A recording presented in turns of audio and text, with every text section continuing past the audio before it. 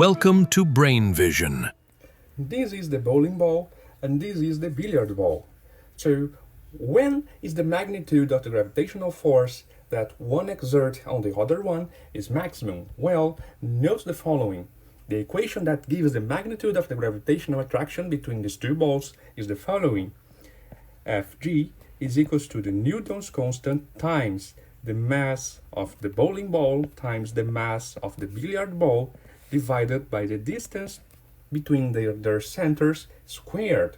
So as the distance between their centers becomes smaller, so as we decrease our squared, we are increasing the force. So the situation when this force is the maximum possible is when they are as close as possible, which is this one.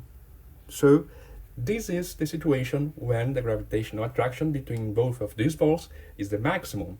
And in this situation, what is the distance between their centers? Well, note that this is the radius of the bowling ball and this is the radius of the billiard ball. So the distance between their centers is equals to the sum of the radius of both of these two balls. Then the magnitude of the gravitational attraction between them is given by Newton's constant G, which, if you forgot, is equals to 6.67 times 10 to minus 11 newtons meters squared divided by kilograms squared.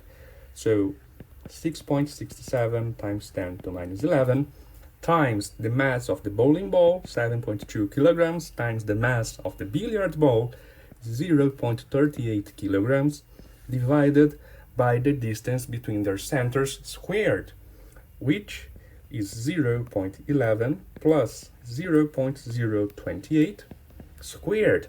And this gives us a gravitational force of approximately 9.6 times 10 to minus 9 newtons. So this is the maximum gravitational force one ball can exert on the other one. So it is a very, very, very small force, almost imperceptible for us.